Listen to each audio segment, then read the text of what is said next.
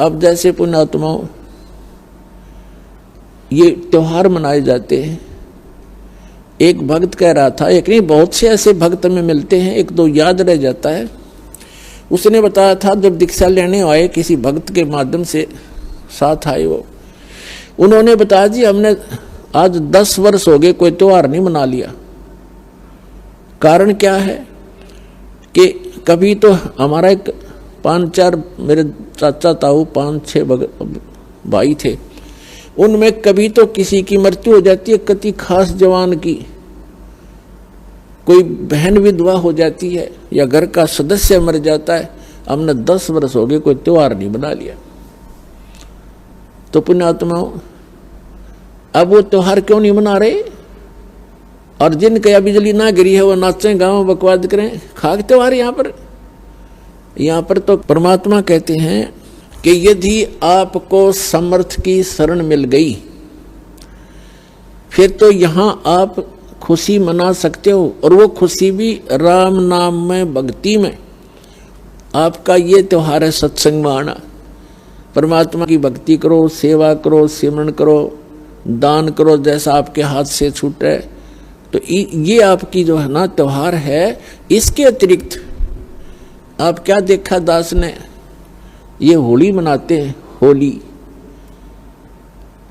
जब से हमें ज्ञान हुआ है हमारे बच्चे भी नहीं करते, छोटे छोटे बच्चे भी अपने घरों में रहते हैं, उस दिन बाहर नहीं निकलते, क्योंकि समाज में ये ज़्यादा परंपरा प्रचलित है।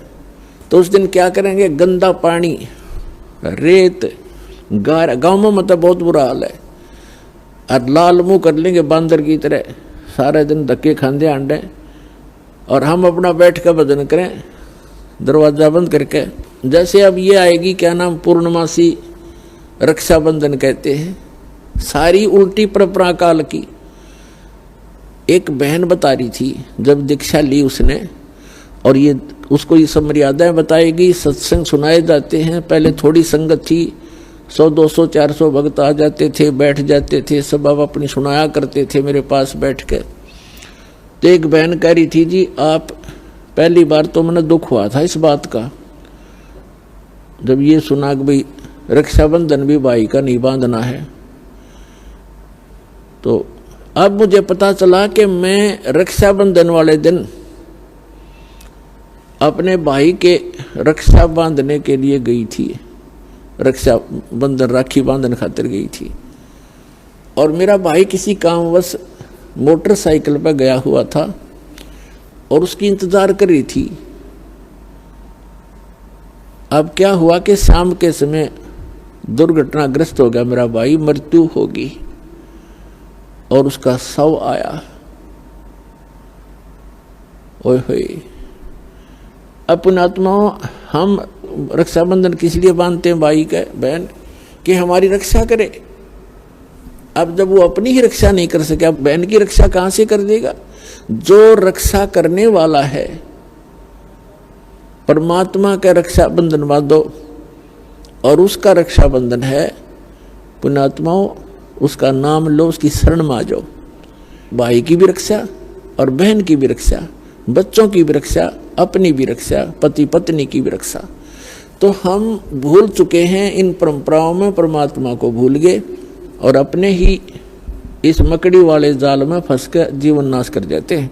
तो पुण्यात्माओं इन परंपराओं से हमने वापस होना पड़ेगा और उसी मार्ग पर आए।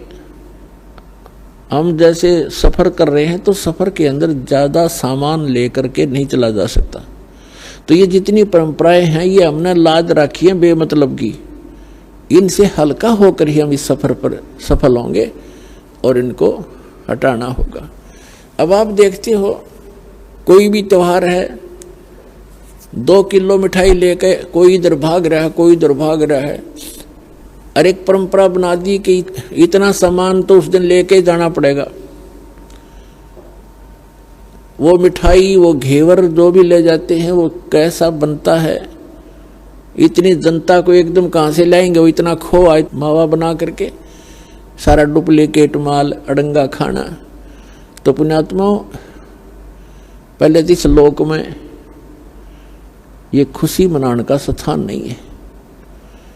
हाँ, परमात्मा कहते हैं समर्थ का शरणा गहो रंग होरी हो, फिर कदे न हो एकाज राम रंग होरी हो। समर्थ की शरण गहो, समर्थ का शरणा गहो रंग होरी हो। आपके होरी माने खुशी।